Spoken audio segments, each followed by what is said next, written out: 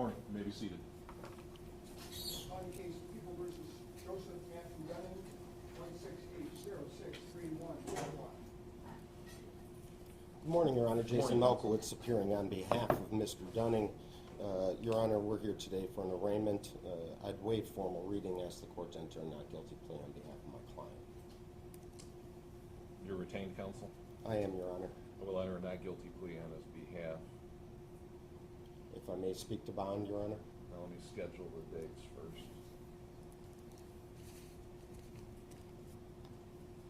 The probable cause conference is going to be set for October 25th at 1 o'clock. Should it be necessary, the preliminary exam would follow on November 1st at 1. Bond. Counsel, anything?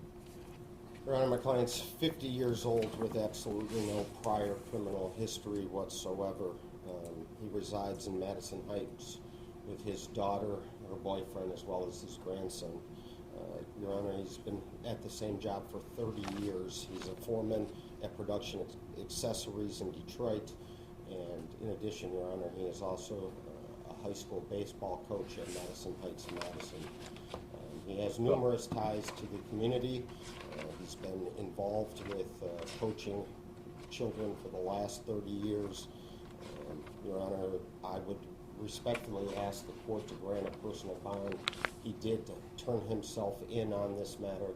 I know that these are serious charges, but he is here with retained counsel. He's not a flight risk, and I don't believe him to be a danger to society.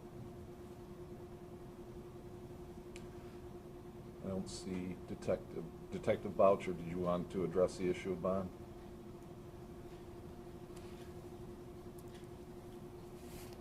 Good morning, Your Honor. Good morning. The counsel stated he has no criminal history. He has a clear driving record. However, the events after the crash that happened that led us to him are, I don't want to say heinous, however, it's quite severe.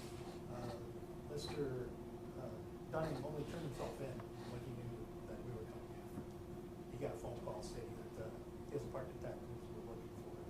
That's when he chose to call our station in terms of body description. Thank you. Anything else, counsel? Nothing further, Your Honor. No. There aren't, whether or not he has a criminal history only calculates into the decision-making matrix as to whether or not he's going to go to jail, potentially with his prior record variables. I have to also take into account the offense variables himself, and the bottom line is a man was left dead or dying at the side of the road, and there is some reason to believe that, in fact, alcohol was involved prior to this. You say he has no indicia of flight, but the record, I think, indicates otherwise. He didn't come in until some 10 days later, when the evidence of whether or not alcohol was in his system would have been long since gone, thereby trying to minimize the offense that he's charged with today, potentially successfully. So I think that there is a high indication of the potential for flight. There is a high indication of incarceration upon conviction.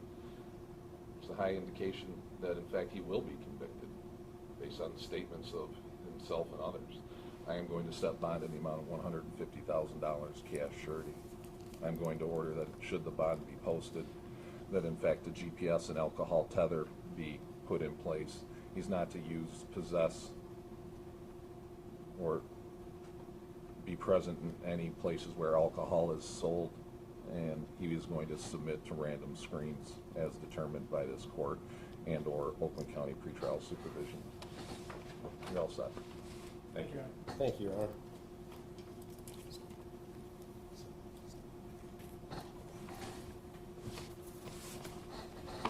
Is that it? We'll stand recess. All rise. Court in recess.